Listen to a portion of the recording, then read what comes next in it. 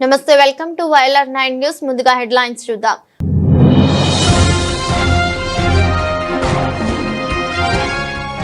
రైతులు స్థానిక సమస్యలు పరిష్కరించండి, ఆర్డీఓకు వినతి పత్రం అందజేసిన బీజేపీ నాయకులు.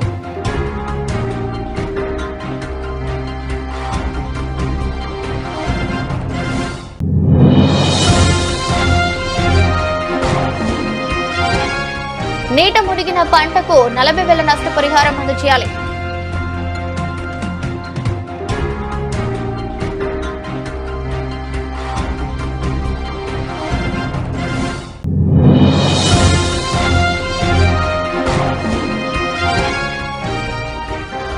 నాగిరెడ్డిపేట తహసీల్దార్కు వినతి పత్రం అందజేసిన బీజేపీ నాయకులు.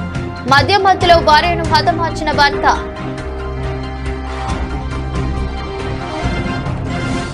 కామారెడ్డి జిల్లా ఎల్లారెడ్డి మండలంలోని రైతుల సమస్యలను పరిష్కరించాలని కోరుతూ బీజేపీ నాయకులు ఆర్డీఓ పార్థసింహారెడ్డి వినతి పత్రం అందజేశారు. ఈ సందర్భంగా బీజేపీ నాయకులు మాట్లాడుతూ ప్రభుత్వం రైతులకు సకాలంలో సరఫరా చేసి ఆదుకోవాలని డిమాండ్ చేశారు. రైతులకు సన్నవడ్ల యొక్క బోనస్ 500 రూపాయలు చెల్లించి ఆదుకోవాలని ప్రభుత్వాన్ని డిమాండ్ చేశారు. పోచారం కాలువ ద్వారా నీటి సరఫరాకు కెనాల్లో ఉన్న పిచ్చి మొక్కలను తొలగించి చివరి ఆయకట్ట వరకు సాగునీరుని అందించేలా చర్యలు తీసుకోవాలని కోరారు. గ్రామాల్లో పిచ్చి కుక్కలు ఎక్కువగా తిరుగుతున్నాయని, చిన్న పిల్లలను తీవ్రంగా గాయపరుస్తున్నాయని, వాటి నుంచి రక్షణ కల్పించేలా చర్యలు తీసుకోవాలని డిమాండ్ చేశారు. పట్టణంలోని ప్రభుత్వ ఆసుపత్రి నిపుణ పనులను వేగవంతం చేసి 100 పడకల ఆసుపత్రిని ప్రజల కోసం అందుబాటులో తీసుకురావాలని అన్నారు. ప్రభుత్వ పాఠశాలలో విద్యార్థులకు నాణ్యమైన మధ్యాహ్న భోజనం అందించాలని డిమాండ్ చేశారు. కార్యక్రమంలో పెద్దెడ్ల నరసింహులు, రాజేష్, దేవేందర్, మరి బాలకిషన్, ఎస్ఎన్ రెడ్డి, ప్యాలాల రాములు, నరేష్, నరసింహారెడ్డి, అశోక్, రాములు, శంకర్, సాయిరెడ్డి, కాశీనాథ్, మహేందర్, రాజు, బాలరాజు, రమేష్, గజానన్, శివ, పండరి తదితరులు పాల్గొన్నారు. కామారెడ్డి జిల్లా నాగిరెడ్డిపేట మండలం మంజీరా పరివాహక గ్రామాల పరిధిలో గత వారం రోజుల క్రితం పొడిచిన భారీ వర్షాలకు నీటి మునిగిన పంటలకు ఎకరానికి 40,000 రూపాయల చొప్పున నష్టపరిహారం అందజేయాలని బీజేపీ నాయకులు డిమాండ్ చేశారు. శనివారం నాగిరెడ్డిపేట తహసీల్దార్కు బీజేపీ మండల శాఖ తరపున వినతి పత్రం అందజేశారు. ఈ సందర్భంగా బీజేపీ నాయకులు మాట్లాడుతూ మండలంలో నీట మునిగిన పంటకు ఎకరానికి 40,000 రూపాయల చొప్పున నష్టపరిహారం అందజేయాలని బీజేపీ నాయకులు అన్నారు. గత 10 ఏళ్లలో బీఆర్ఎస్ ప్రభుత్వం ఫసలు బీమా పథకాన్ని అమలు పరచకుండా రైతుల నుంచి వ్యతిరేకతను మూటగట్టుకున్నదని అన్నారు.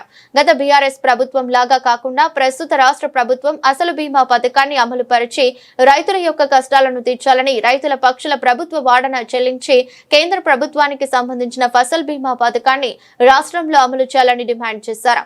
కార్యక్రమంలో మండల అధ్యక్షుడు శ్రీనివాస్, జిల్లా కార్యవర్గ సభ్యులు హనుమాన్లు, ఈశ్వర్ గౌడ్, గోపాల్, అంజయ్య, సిద్దిరాములు, కృష్ణ, విష్ణు, రాజు, నారాయణ పాల్గొన్నారు. కామారెడ్డి జిల్లా సదాశివనగర్ మండలం జ్యోతినగర్ కాలనీలో దారుణం చోటు చేసుకుంది.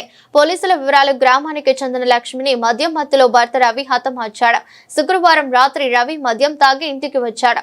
భార్యాభర్తల మధ్య గొడవ కావడంతో ఆవేశంలో భర్త రవి రాయితో భార్య లక్ష్మిపై దాడి చేశాడు. తలపై తీవ్ర గాయంతో కావడంతో ఆమె అక్కడికక్కడే మృతి చెందింది. పోలీసులు కేసు నమోదు చేసి దర్యాప్తు చేపట్టారు.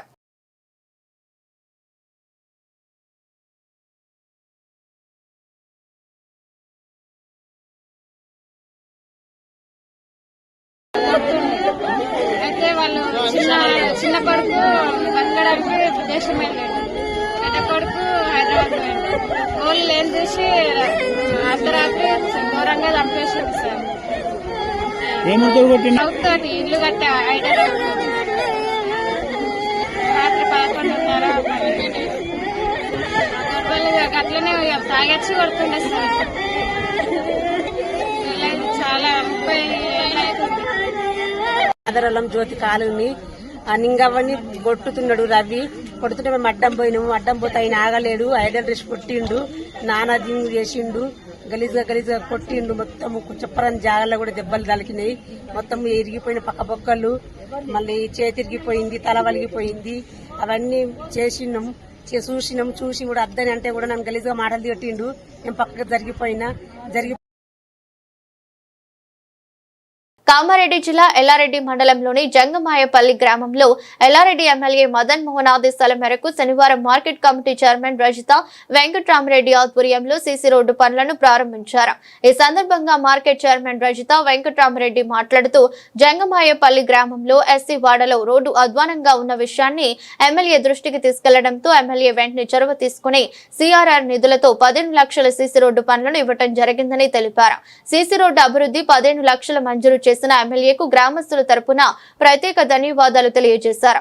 ఈ కార్యక్రమంలో మాజీ మార్కెట్ కమిటీ చైర్మన్ కృష్ణగౌడ్, మాజీ సర్పంచ్ నాగభూషణం, పౌలు, రాములు, పంచాయతీ సెక్రటరీ తదితరులు పాల్గొన్నారు. కామారెడ్డి జిల్లా నాగిరెడ్డిపేట మండలం తాండూరు శివారులోని మంజీరా ఒడ్డున కొలువైన త్రిలింగ రామేశ్వరాలయంలో శనివారం కొండ చిలువ కలకలం రేపింది. దీంతో ఆలయ కమిటీ అధ్యక్షుడు కొమ్మ దత్తు అటవీ శాఖ అధికారులకు సమాచారం అందించారు.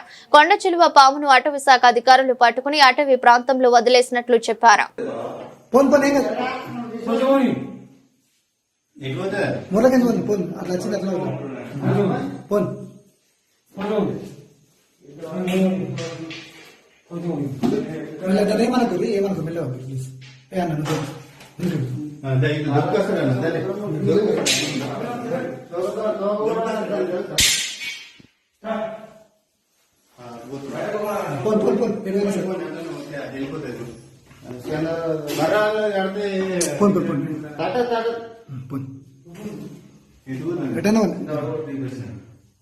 వస్తుంది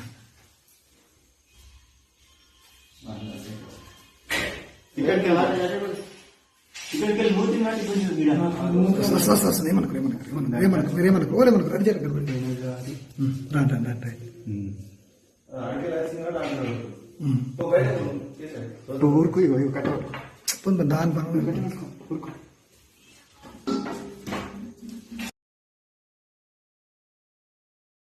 ఒక ఉద్యోగం సంపాదించడమే గగనమైన ఈ రోజుల్లో ఆ వ్యక్తి ఏకంగా 6 ప్రభుత్వ ఉద్యోగాలు సాధించి గ్రామానికి పేరు తెచ్చాడని సన్మానం చేశారు గ్రామస్తులు. కామారెడ్డి జిల్లా గాంధారి మండలం జువ్వాడికి చెందిన రవికుమార్ ఇటీవల చేపట్టిన నియామకాల్లో 6 ప్రభుత్వ ఉద్యోగాలకు ఎంపికయ్యారు.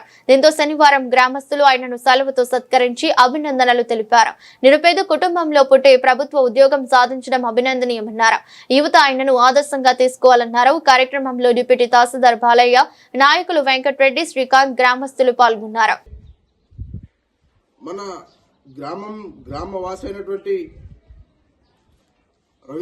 రవికుమార్ గారు కేంద్ర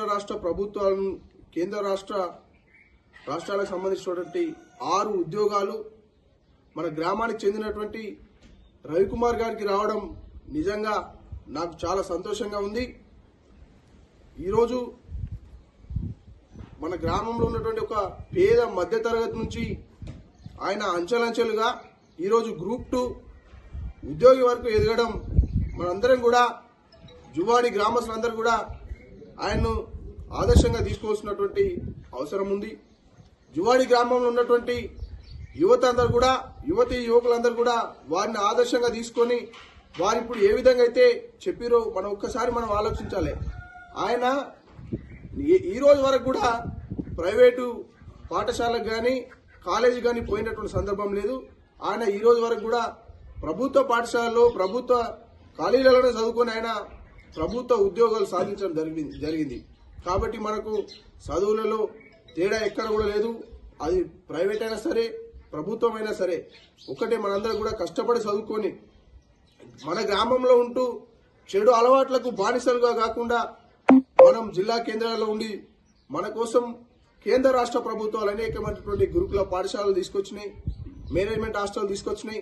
అటువంటి హాస్టల్లో ఉండి మనం చదువుకోవడం వల్ల మనకు ఉద్యోగాలు రావడం వల్ల మన బతుకులు బాగుపడతాయి. ఎందుకంటే మనందరం కూడా దాదాపుగా జువ్వాడి గ్రామంలో ఉన్నటువంటి అందరూ కూడా అన్ని కుటుంబాలు కూడా దాదాపుగా మధ్యతరగతి వాళ్ళే, ఎవరు కూడా ధనికులు లేరు.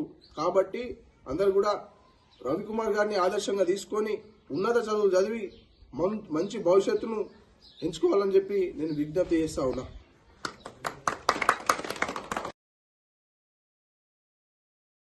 కామారెడ్డి జిల్లా నిజాం సాగర్ ప్రాజెక్టు వరద గేట్లను శనివారం మధ్యాహ్నం నిలిపివేసినట్లు ప్రాజెక్ట్ ఏఈ అక్షయ్ తెలిపారు. ఎగువ ప్రాంతాల నుంచి 13,590 క్యూసెక్ లైన్ ఫ్లో వచ్చి చేరుతున్నట్లు చెప్పారు. ప్రాజెక్టు ప్రధాన కాలువ ద్వారా 1,800 క్యూసెక్ల నీటిని పంట సాగుకు విడుదల చేసినట్లు వివరించారు.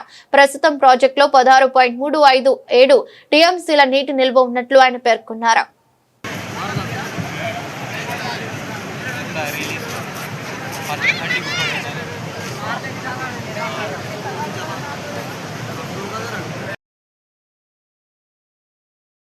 కామారెడ్డి జిల్లా గాంధారి మండలం గుడిమెట్కు చెందిన రైతులు ఉమ్మడ పోజారావు నదిపోల్ల బలవంతరావుకు చెందిన మొక్కజొన్న పంటను అడవి పందులు ధ్వంసం చేశాయి. దీంతో రైతులు ఆందోళన చెందుతున్నారు.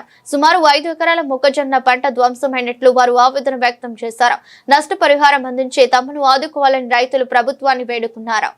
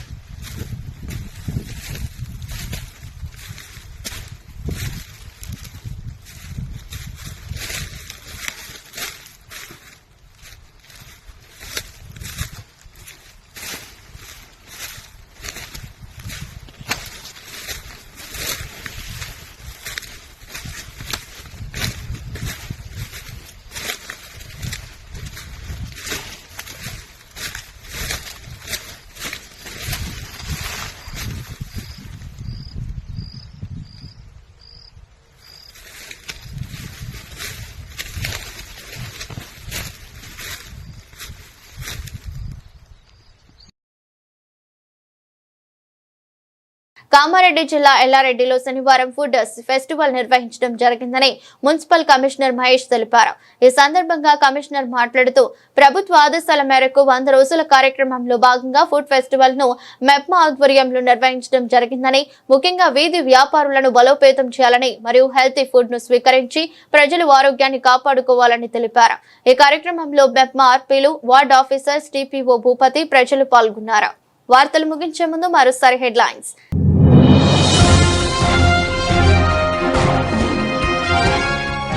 రైతులు స్థానిక సమస్యలు పరిష్కరించండి. ఆర్డీఓకు వినతి పత్రం అందజేసిన బీజేపీ నాయకులు.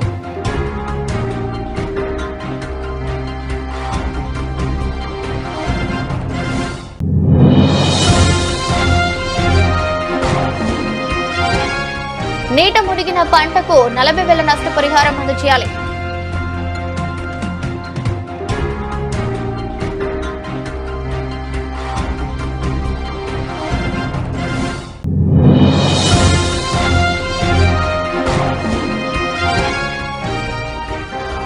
నాగిరెడ్డిపేట తహసీల్దార్కు వినతి పత్రం అందజేసిన బీజేపీ నాయకులు.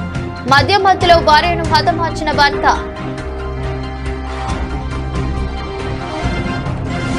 ఎదురస్ట్ బులెటిన్ మరో బులెటిన్లో మళ్ళీ కలుద్దాం.